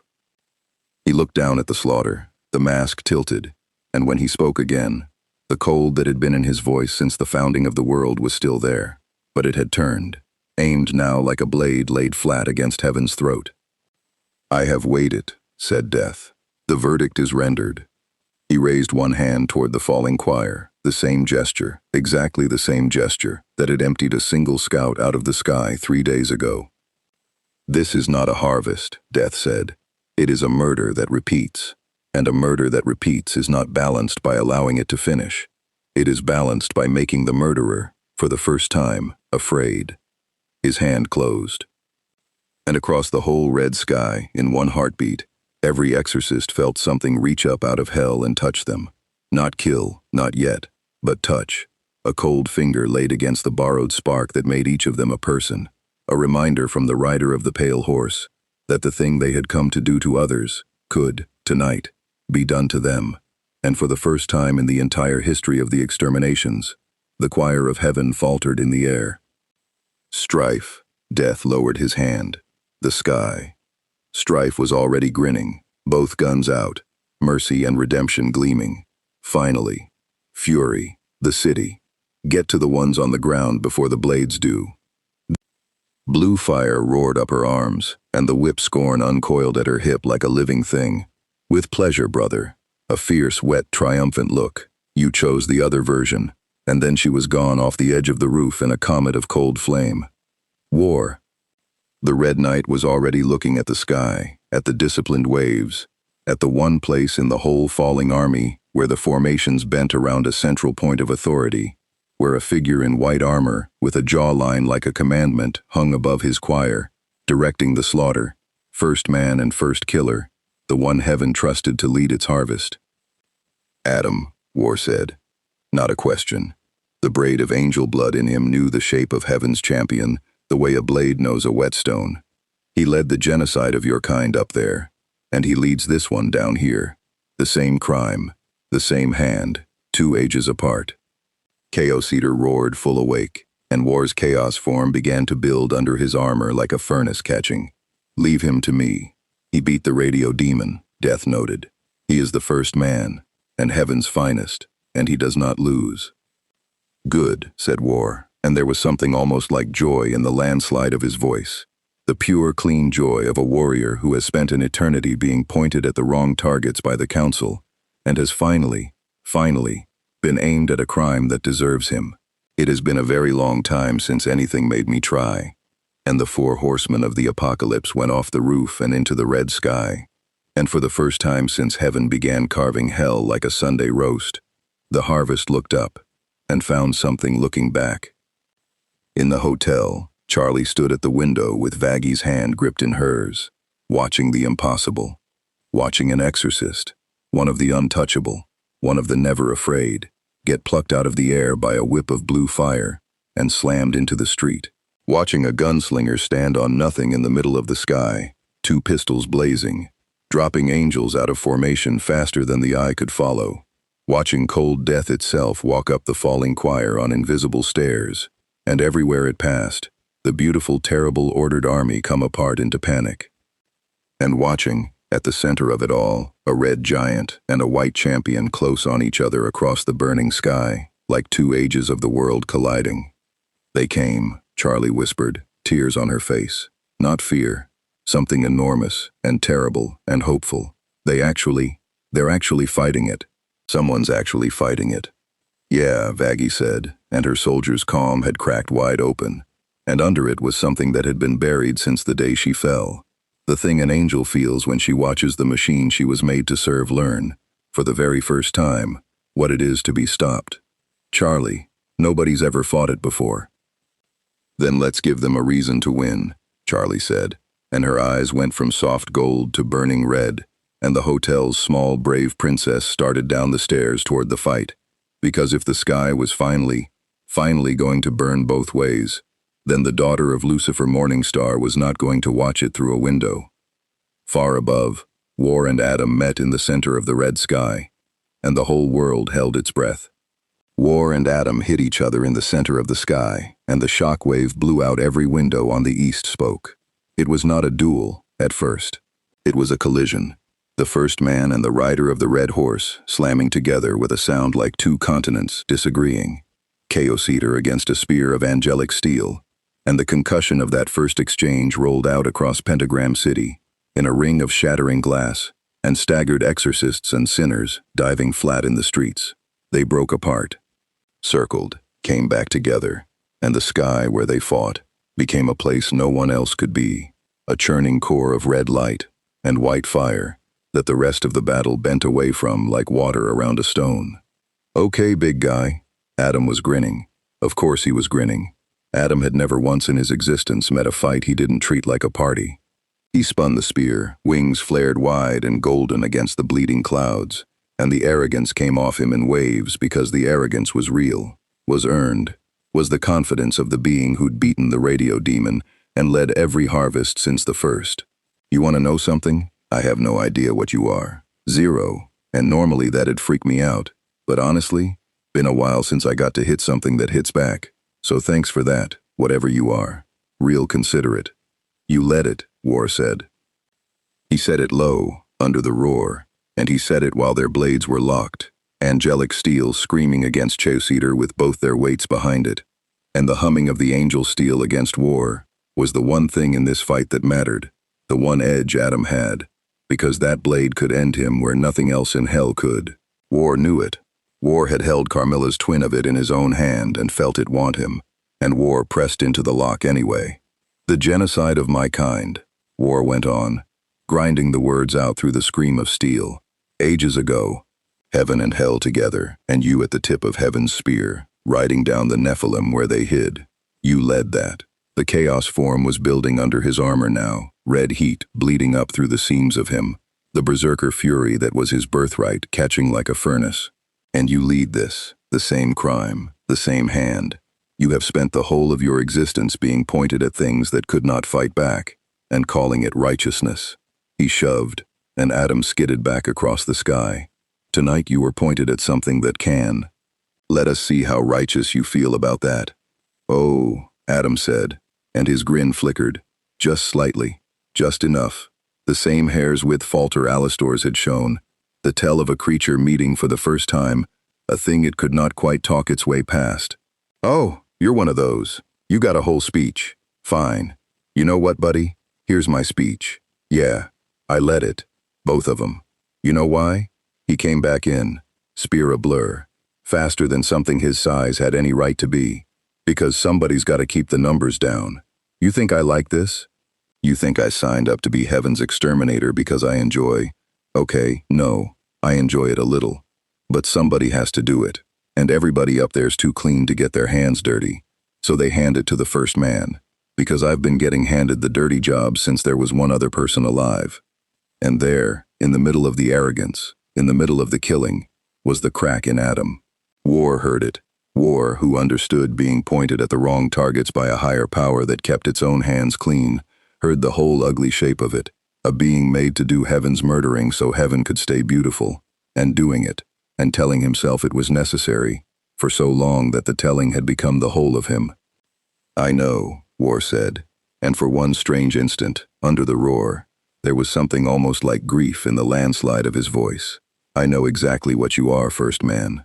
I have been the blade in another's hand. I have ridden down my own kind on a gray quartz order, and told myself it was duty. Cheocedar blazed. That is why I am the one who gets to stop you.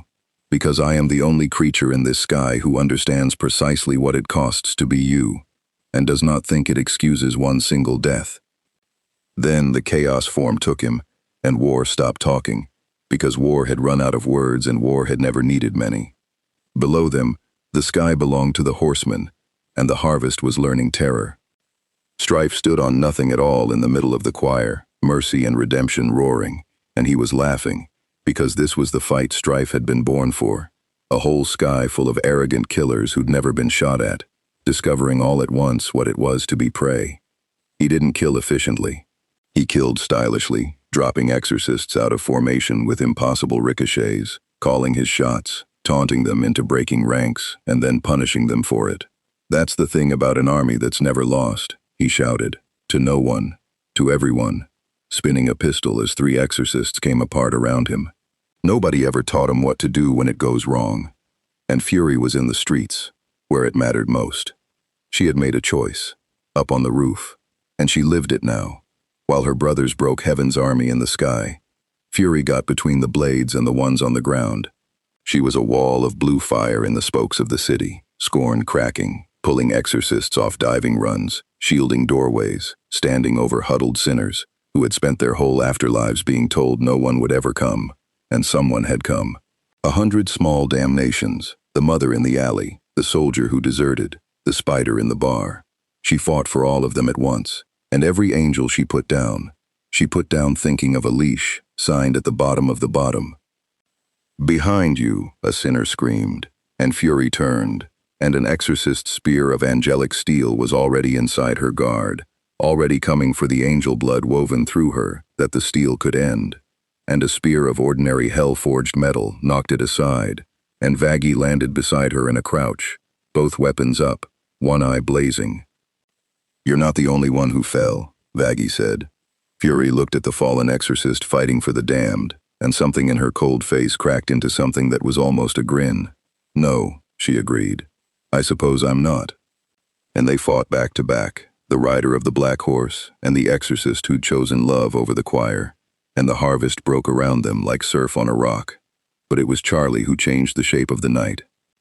She came down into the street in the middle of it, small and bright and shaking and done, and she walked out into the open under the falling choir where every instinct in hell screamed to hide, and she planted her feet, and she looked up at the sky full of angels murdering her city, and for the first time since the hotel opened, Charlie Morningstar stopped asking politely. The change came up through her like a sunrise made of blood, the horns, the height, the wings, the teeth, her full demon form, the thing she'd shown exactly once, at the end of a different story, in a different world. The daughter of Lucifer unfolded into her whole terrible inheritance, towered up out of the little princess in the middle of the burning street, and her voice, when it came, was enormous. This is my city, Charlie roared at heaven, and you are done harvesting it. The exorcists faltered. Not because she could beat the whole choir, she couldn't, not alone, but because for the first time in the history of the exterminations, everything was fighting back at once. The horsemen in the sky, Fury and Vaggie in the streets, and now the princess herself, blazing red and monstrous and magnificent, a morning star in her wrath, and the sight of it did something to the city that no army could have done. Sinners who had spent every extermination hiding came out, not to win, to stand, because if the princess was standing, and the four impossible things were standing, then maybe, for one night, one impossible night, the ones at the bottom of the bottom did not have to die on schedule and say thank you.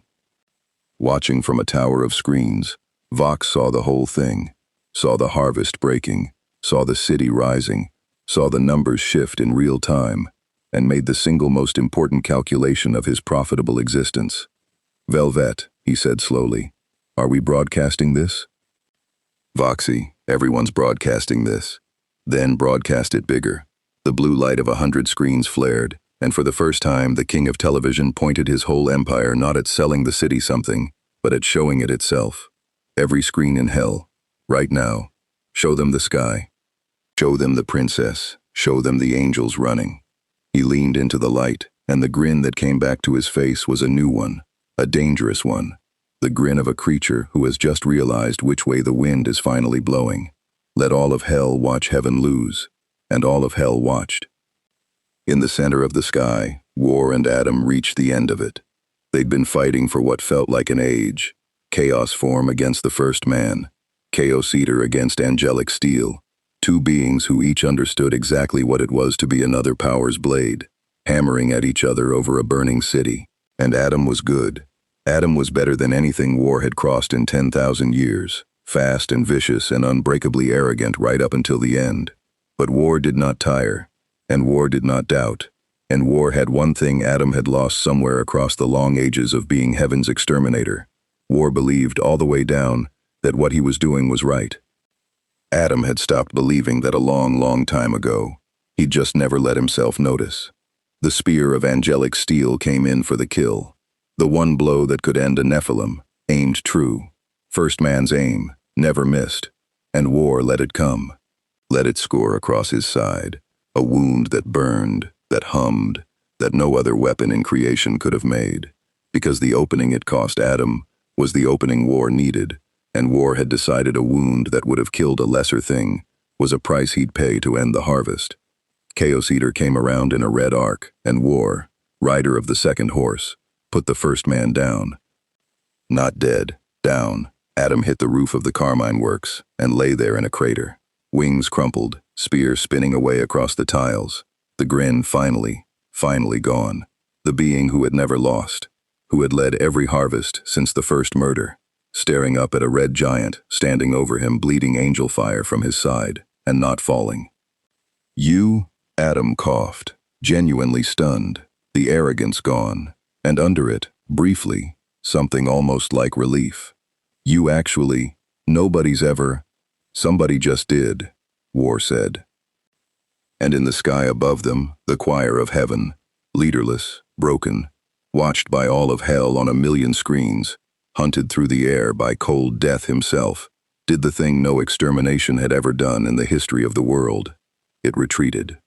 The exorcists pulled back toward the wound in the sky, dragging their wounded, fleeing a harvest that had turned into a rout, and the red membrane swallowed them, and the terrible ordered beauty of heaven's army fled a city full of the damned, for the first time since the exterminations began.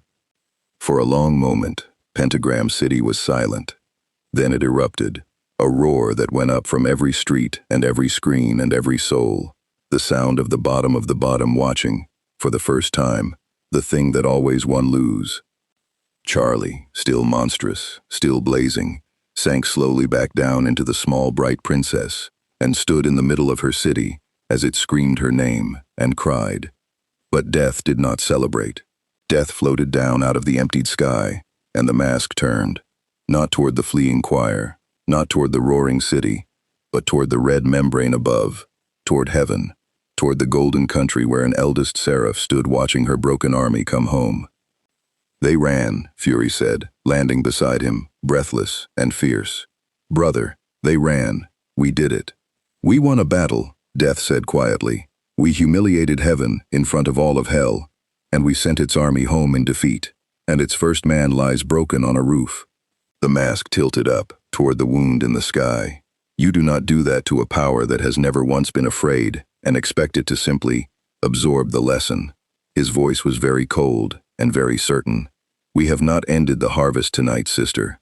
We have declared war on heaven. And heaven still has a seraph who signed one genocide already." Above the membrane, in her white and silent hall, Sarah looked down at the impossible, at hell rising, at her champion fallen, at four beings that should not exist, standing victorious over her broken choir, and did not weep, and did not rage. She simply turned and walked toward the deepest chamber of heaven, where a power older than the Extermination slept. "Enough half measures," the eldest seraph said. "If the council wishes to weigh us, then let it weigh us at our full weight." The problem with declaring war on heaven is that heaven was not, as it turned out, the top of the board. Neither was hell, and the Four Horsemen, for all their power, had spent the whole of this story treating the two kingdoms as the only players, right up until the third one woke up and reminded everyone whose game they'd been standing on the whole time. It began with the ground going quiet. Not the city. The city was still roaring, still drunk on its impossible victory, screens everywhere replaying the choir's retreat. But underneath the noise, in the deep bones of hell, something stilled. Death felt it first, the way he'd felt everything first, and the mask came up sharp off the fleeing sky and turned down, toward the foundations, toward the pride ring's deepest root. "Ah," Death said. "What?" said Fury. "What's ah? You don't say ah." "I forgot," Death said slowly, and there was something in his voice none of them had heard before. Not fear. Death did not fear, but recalibration. The sound of the eldest horseman revising a very large number. In weighing this city, the overlords, the harvest, the seraph, I made an error. I treated heaven as the ceiling of the threat. I forgot to ask who owns the floor. The street cracked. Not violently, almost gently. A fissure opening down the center of the boulevard. Warm gold light welling up from beneath. And out of the light rose the single most powerful being in the entire afterlife. And he was holding a rubber duck. Lucifer Morningstar came up out of his own kingdom looking like a depressed cabaret performer who'd been woken from a nap. Small and dapper and radiating. Under the goofiness, a power that made the horsemen, the actual four horsemen of the actual apocalypse, go still. Because this was not an overlord. This was not even a seraph. This was a fallen archangel, the Morningstar himself, the being who had killed Adam without breaking a sweat in a different telling, and could, the horsemen understood instantly and completely, do considerably worse than that here. The reality of the street bent politely around him. He was the top of hell by a margin so wide it wasn't a contest, and every one of the four riders recognized it in the same heartbeat. "So," Lucifer said, looking up at the four of them with tired, ancient, dangerous eyes. "My daughter's been making friends." "Dad," Charlie, still catching her breath, still tear-streaked from the victory. "Dad, you came. They, the exorcists, they came early. And these four, they." "I know, sweetheart. I felt it. I felt all of it."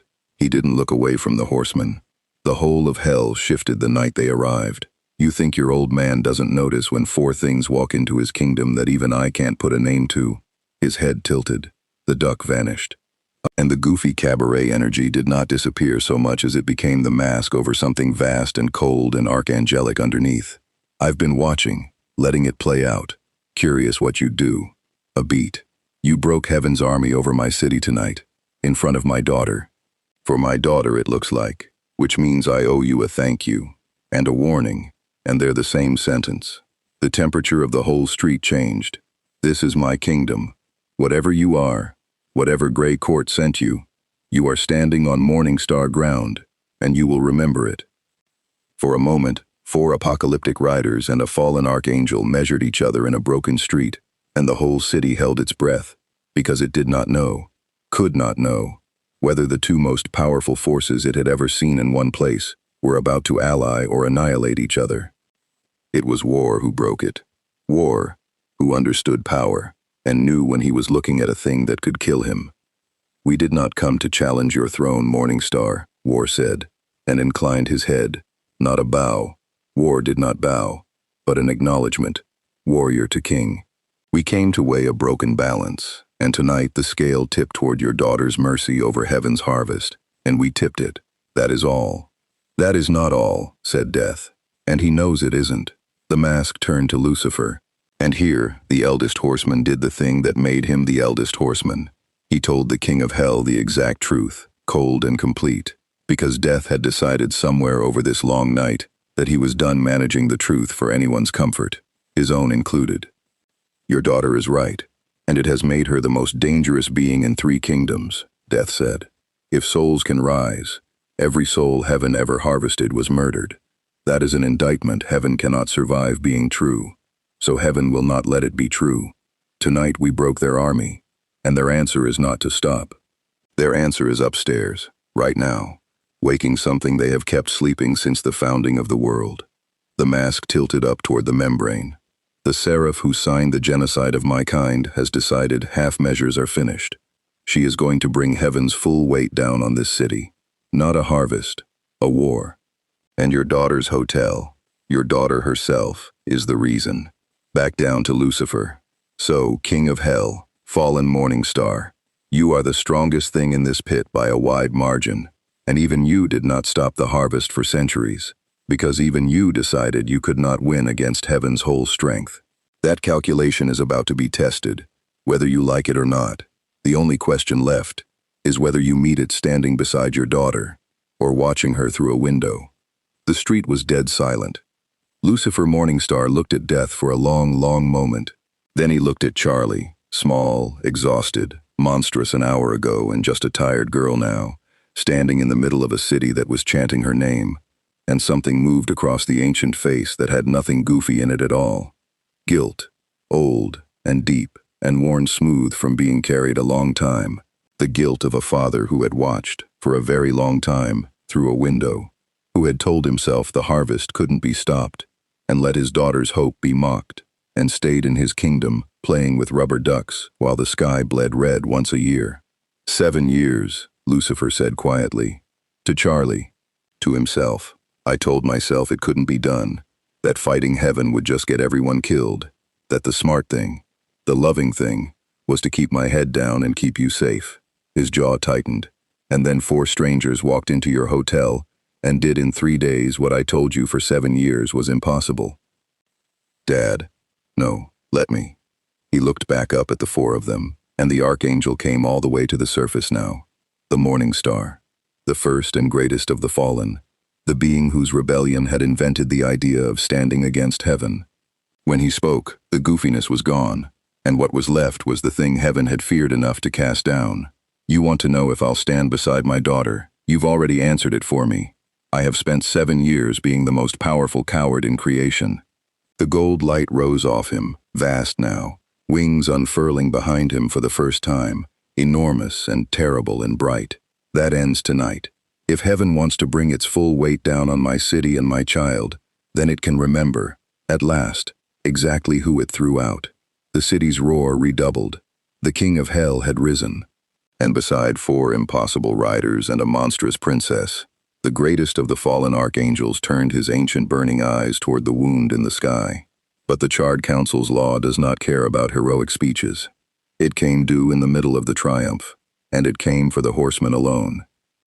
The gray light bled into the street uninvited, cutting across even Lucifer's gold, and a voice like 3 mountains grinding together spoke out of nowhere and everywhere, and all 4 riders went rigid, because this was the one power in creation that owned them. Horsemen, the Charred Council, the Gray Court, the keepers of the balance, whose writ the 4 riders had knelt to in exchange for their lives 10,000 years ago. You were sent to weigh a wound in the balance. You were not sent to choose a side in it. You have broken heaven's army. You have armed hell. You have tipped the scale with your own hands. This is not judgment. This is war. And you have no writ for war. The scale was already broken. Fury snarled up at the gray light. Heaven's been harvesting this city on a calendar. And the remedy was ours to decree, not yours to seize. The gray light pulsed, cold and absolute. You have acted without sanction. You have made yourselves a third army, in a war that is now yours to answer for. Choose, horsemen. Withdraw now, return, and leave this city to the balance we will restore in our own way, or remain, and be unbound from this council forever.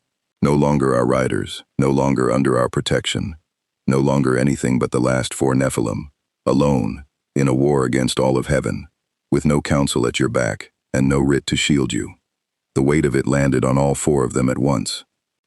Because this was the deal. This was the leash Fury had described to Angel Dust in the bar at 3 in the morning. Kneel, serve, become the council's blade, and live. The contract struck at the bottom of the bottom that had bound them for 10,000 years, and the council was offering to honor it, to take them back, keep them safe, keep them riders, if they would only walk away and let the city they just fought for be balanced by the Grey Court's cold arithmetic. Or they could stay, and break the oldest deal any of them had ever made, and become, for the first time since the genocide, simply themselves, four Nephilim, unbound, unprotected, alone against all the weight of heaven, standing on the ground of a hell that could still turn on them the moment it stopped being useful. Strife stopped grinning. Fury's fire guttered. War's hand tightened on Cheocedar. And Death, the eldest, who had knelt first, who had convinced the others to kneel, who had ridden down their own kind on this same council's word and carried the thing in the dark that none of them named. Death looked slowly around the broken street, at Charlie, at the mother-shaped ghost of every soul in this city who'd signed something at the bottom, at Angel Dust, who'd crept out to the edge of the crowd, watching, at his sister, who had asked him on a rooftop to be the other version of himself, at the contract, the leash, the oldest deal, held out to him one more time, exactly as it had been held out 10,000 years ago. A soul is a thing you can hold because a soul agreed to be held, he had told Alastor, that first night, in the lobby. Death had agreed, once, at the bottom of the bottom. He looked up at the gray light, and the whole of 3 kingdoms held its breath, and the eldest horseman of the apocalypse gave the charred council the only answer he had left in him, after this long, long night. No, said Death. The gray light did not rage. That was the worst of it. The charred council had never raged in 10,000 years, and it did not begin now.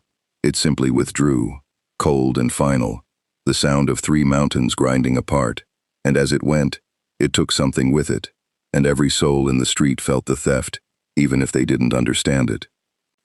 It took the writ. You could see it happen.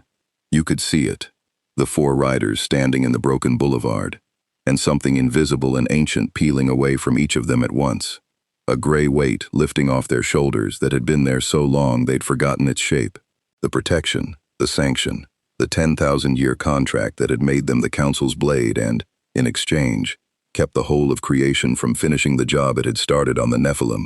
Gone, struck, unbound. Then you are no longer ours, said the council, from very far away now. You are the last 4 Nephilim, alone. The balance will remember what you chose. And it was gone. For a moment the 4 of them just stood there, in the sudden absence of a thing they'd carried since before the world had cities. Huh, Strife said softly. He turned one hand over, looking at it, as if he expected to see the difference. 10,000 years. And that's it. We're just us now. A strange, cracked laugh. I don't think I've ever been just me. Don't think I'd know how. You'll learn, Fury said. But her voice had gone rough, because she felt it too. The terror and the freedom of it. The leash finally off after so long, that the absence of it felt like falling. War said nothing. War flexed his enormous hand around Cheocedar, and found that the sword felt exactly the same, and took a strange comfort from that. The blade doesn't care whose writ I ride under. The blade only cares that I mean it. And Death looked at the 3 of them, his siblings, the last of their kind, whom he had talked into kneeling 10,000 years ago, and had just, tonight, talked into standing. And for the first time in the entire story, the eldest horseman said something that was not cold at all. I owed you this, Death said quietly. All 3 of you. I knelt first, and I brought you down with me, and I told you it was survival, and it was. But it was also a cage, and I built it, and I have watched all three of you choke on the bars of it for 10,000 years, the same way that Spider chokes on his. The mask swept them. I could not give you back what we did to our own kind, on the Council's word, but I could refuse, once, to do it again. Tonight, I refused. A pause. Whatever comes now, I am glad it comes to us free. Fury's fire flared, bright and wet. Brother, they're coming, War said. He was looking at the sky. Heaven came at full weight, and it was the most beautiful and terrible thing the city had ever seen. Not a choir this time. Not an army of exorcists. The exorcists came, yes, the survivors, reformed, Lute at their head with vengeance in her one working eye. But they came as the front of something vaster, because Sarah had waked what heaven kept sleeping, and now the sky above Pentagram City did not merely bleed red. It opened, and out of the opening came the high host of heaven itself, seraphic light and holy fire, a weight of divine force that had not been brought to bear on anything since the founding wars, since the casting down of the Morningstar, since the genocide of the Nephilim. Sarah came at the head of it, and beside her, terrible and reluctant and blazing, came powers that had signed the same old orders she had, roused for the first time in an age to answer a single unbearable question. What if the harvest was always a crime? Because that was the truth of what heaven was defending now. Not the city's population, not the balance. Heaven had committed, for the whole of its existence, to the belief that the fallen stayed fallen and the harvest was mercy, and 4 impossible riders and 1 stubborn princess had put a crack in that belief so deep that if it broke, everything heaven had ever done became murder. So heaven brought its full weight not to cull a city, but to erase the evidence, to end the hotel, the princess, the 4 witnesses, and the terrible idea they carried, before all of hell finished watching it on a million screens and believed it. And hell rose to meet them. This was the thing no one in 3 kingdoms had ever seen, because hell did not rise as one. Hell never did anything as one. But tonight, watching heaven come to erase the one hope that had ever been offered them, the city chose. The overlords came, Carmilla Carmine, with a workshop's worth of angelic steel and daughters at her flanks, because a power that had never been afraid was finally in reach. Rosie, and her whole cannibal district, because rude guests were rude guests. Even the V's, even Vox, calculating to the last, who had done the math, and found that a hell that beat heaven was worth infinitely more than a hell that knelt to it, and who threw the entire weight of his broadcast empire behind the rebellion because it was, at last, the winning bet. And at the front of hell's rising stood a fallen archangel and his monstrous daughter, wing to wing, Morningstar and Morningstar, the coward king who'd found his spine, and the princess who'd never lost hers. And between the 2 hosts, between all the weight of heaven and all the risen fury of hell, stood 4 unbound Nephilim, who belonged to neither, and had chosen, at the cost of everything, to stand with the small brave thing that hell had laughed at, and heaven wanted dead. Last of your kind, Lucifer said quietly, landing beside death as the 2 skies closed toward each other. Unbound, no writ, no counsel, standing against all of heaven for a hotel, a grim, ancient smile. You know, that's the most me thing I've ever seen anyone do. I rebelled against heaven for less. You rebelled against heaven and lost, death observed. I did. The Morningstar's wings spread, vast and burning. Let's you and I do better. It was Sarah and death who met in the center of it. Of course it was. The eldest seraph and the eldest horseman, floating between the 2 hosts in the churning light, while below and around them, heaven and hell crashed together in a war the like of which the afterlife had not seen since its founding. Lucifer and the seraphim, Charlie monstrous and blazing, war carving through the high host, Fury and Vaggie, and the risen sinners holding the streets, Strife somewhere impossible in the sky doing impossible things, Lute and the exorcists breaking against Carmilla's angelic steel. All of it, all at once, the whole terrible reckoning the balance had been screaming toward for centuries, finally, catastrophically here. And in the eye of it, 2 ancient beings who had each signed a genocide. You should not exist, Sarah said, not cruel. Almost grieving. I signed the order, I watched it done, and I have carried it every day since, and told myself it was necessary, because the alternative was to believe I had done an unforgivable thing for no reason at all. Her light blazed, sorrowful and lethal. And now here you are, living proof that the thing I destroyed could have been let live. Do you understand why I cannot let you stand? It is the same reason I cannot let the princess stand. You are both the same wound. You are both the evidence. I understand it completely, Death said. I have signed the same order. I wrote down the last of my own kind on the council's word, and I have carried it every day since. And I told myself the same lie you tell yourself, that it was necessary, that the alternative was unbearable. The mask tilted. We are the same, Sarah, you and I. Two ancient things who did the unforgivable and survived by refusing to look at it.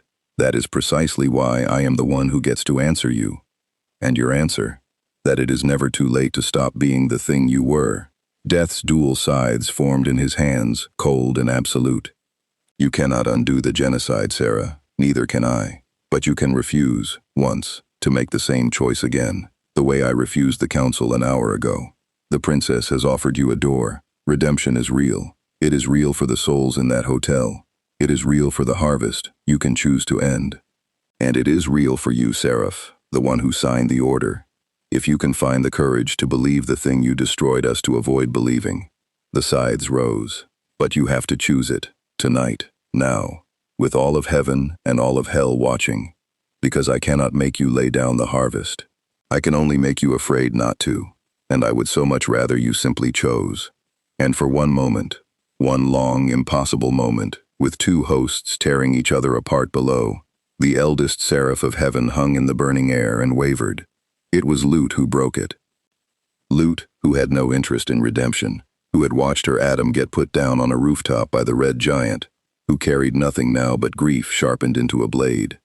Lut saw her hesitating seraph, saw the whole war balanced on Sarah's wavering, and did the thing grief always does when offered a door it's too broken to walk through. She threw a spear of angelic steel at the one being in the sky it could actually kill. Not at death, at fury, down in the streets, back turned, shielding a knot of sinners, the angel blood in her bright and open, and vulnerable to the one weapon in creation that could end a Nephilim for good. And the spear flew true, Lut's aim, grief's aim, never missing. No, Death saw it. Death, who saw everything first. Death, who was too far, in the center of the sky, a war between him and his sister. War was closer. War was always closer to the killing. The rider of the red horse threw himself across the path of a weapon forged to murder his own kind, and the angelic steel meant for Fury's back took him instead, punched through the chaos form, through the red armor, through the braid of angel blood the steel was made to unmake, and War, who did not tire, who did not doubt, who had put down the first man himself, staggered in the sky with a length of heaven's own metal buried in his chest. The city screamed. Fury screamed. And War, bleeding light, the one wound in all creation that could truly end him blazing in his chest, did not fall. Not yet. He closed one enormous red hand around the spear, and he looked down at his sister, alive, unharmed, saved, and the landslide of his voice came out steady, even as the angel fire ate through him. "Worth it," War said.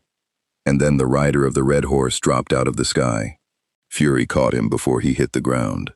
She was the fire. She was the fastest of them in that moment because grief made her fast.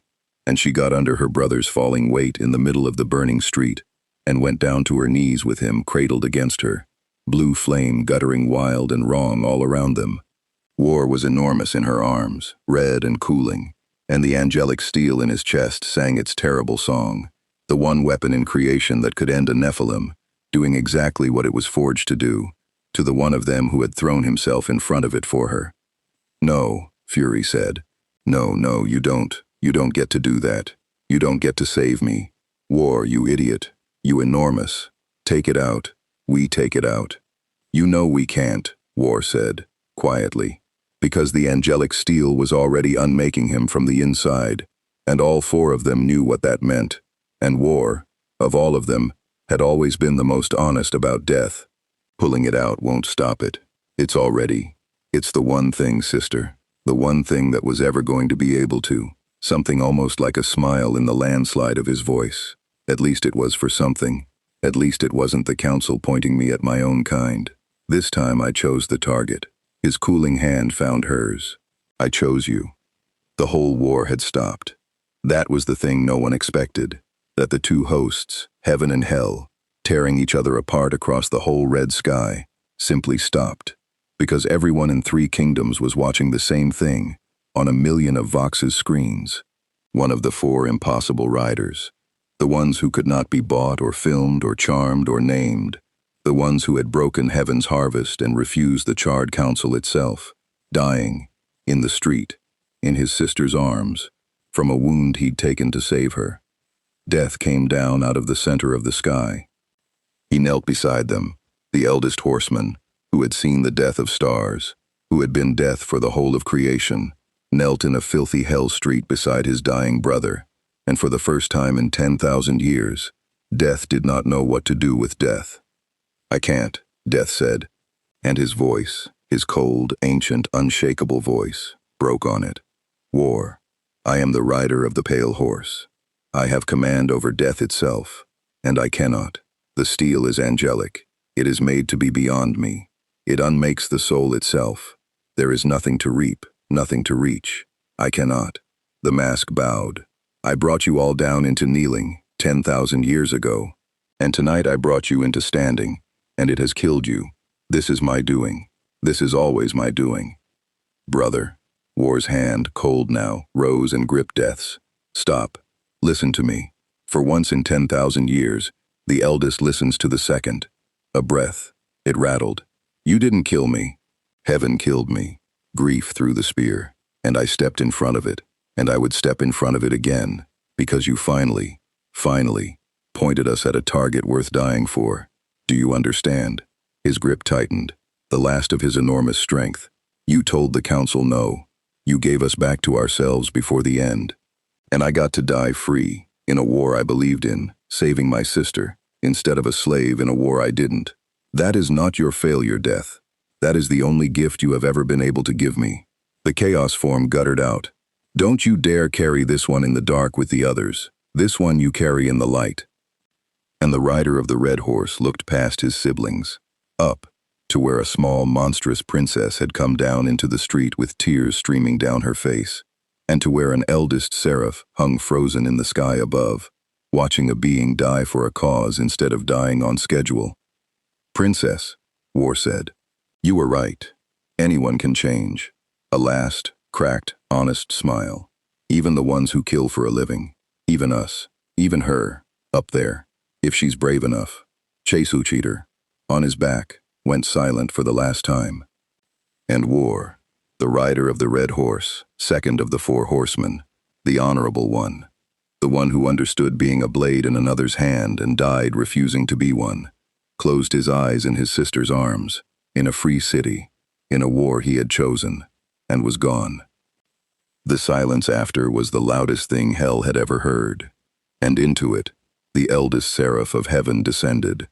Sarah came down slowly through the churning light, past her own frozen host, and landed in the street across from the 3 surviving horsemen and their fallen brother, and she was weeping. The eldest seraph, who had signed a genocide and carried it for an age behind flawless composure, stood over the body of one of the last Nephilim, and wept, because she had just watched, on every screen in creation, the exact thing she had destroyed his kind, to avoid ever having to see. Proof. Proof that a being made to kill could choose, instead, to die for someone. Proof that the fallen were not fixed. Proof that redemption, the terrible, unbearable, everything unmaking idea, was real, and that every harvest she had ever signed had cut down beings who might, given the door the princess offered, have become exactly what war had died as, something better than what they were made to be. "I have carried it for an age," Sarah said. Her voice was nothing like the seraph's voice now. It was just a person's. The order. The genocide. I told myself the Nephilim could never be anything but the horror they were born as. And so ending them was mercy, was necessary. And I have believed it, because the alternative was unbearable. She looked at War's body, at the wound she had let her grief-mad soldier make. And now one of them has died in front of all of creation, proving me wrong. There is no lie left large enough to cover this. I did not exterminate monsters. I murdered beings who could have changed. Every year, on a calendar. Her light dimmed to almost nothing. Charlie Morningstar, you have been trying to tell me this since you opened your foolish, impossible hotel, and I would not hear it, because to hear it was to become the villain of my own age. She sank, slowly, to her knees in the street of hell, the eldest seraph, kneeling, and lifted her eyes to the little princess. I hear it now. God help me. I hear it now. And Sarah called off the harvest. Not for that night. Forever. The high host of heaven, at the word of the seraph who had waked them, drew back from the wound in the sky, and the exterminations, the annual murder that had defined the whole of hell's existence, the thing that had run on a calendar since the founding of the world, ended in a filthy street, over the body of a being who was never supposed to exist. Lute did not accept it. Lute, whose grief had thrown the spear, screamed her refusal, and had to be taken up by the host and borne away, still raging, still broken, because not everyone chooses the door, and grief is the hardest thing in any world to redeem, and the story would be a lie if it pretended otherwise. But Sarah chose it, and Sarah was the one who had signed the order in the first place, and that was enough. They buried war in the only place that made sense, nowhere and everywhere. Death took his brother's body up into the pale light between the kingdoms, to some cold, quiet place that belonged to no host and no council, and he did there whatever the rider of the pale horse does with his own dead, and he did it alone. And when he came back down, he did not speak of it, and no one asked. But he did not carry it in the dark. He had promised war that. So when he returned to the ruined, triumphant, grieving city, Death did the thing he had never once done in 10,000 years. He stood in the wreckage of the hotel's front lawn, before Charlie and Lucifer, and the risen city, and his two surviving siblings, and he told the truth out loud, in the light, where everyone could hear it. My brother was called War, Death said. He was the most honorable of us, and I spent 10,000 years pointing him at things that did not deserve him, on the word of a gray court that owned us because we let it.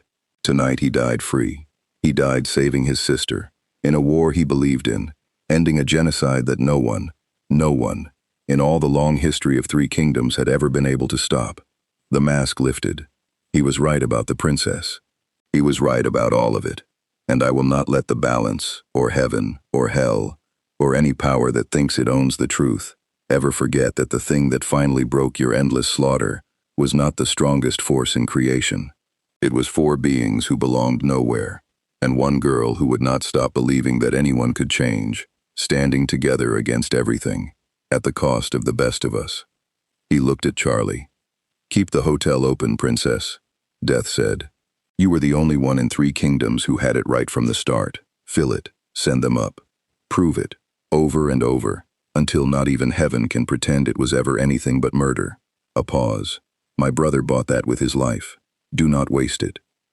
And Charlie Morningstar, who had opened a hotel that everyone laughed at, who had been mocked by hell and marked for death by heaven, who had just watched a being die for the exact thing she'd been trying to prove since the beginning, wiped her face and squared her shoulders, and looked up at the eldest horseman of the apocalypse with the same undimmed, unkillable, impossible hope she'd greeted him with in the lobby on the first night.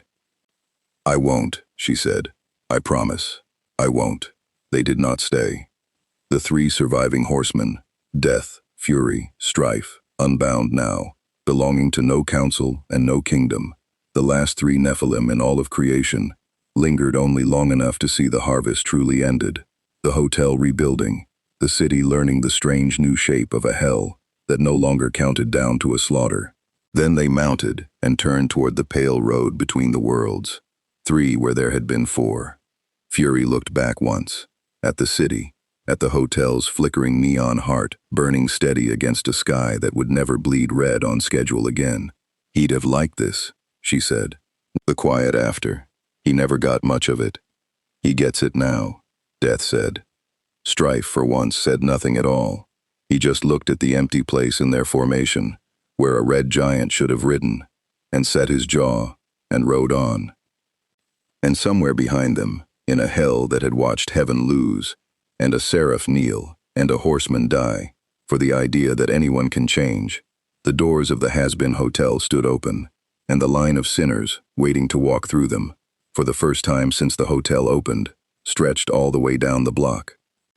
Charlie Morningstar stood in the doorway and welcomed every single one of them in, and far above, past a membrane that no longer wept red, an eldest seraph began the long, unbearable, necessary work of believing she could be better than what she had been. One soul, one choice, one open door at a time. The harvest was over. The balance, at last, sat level. And the best of the Four Horsemen was the price the world paid to learn that mercy was real.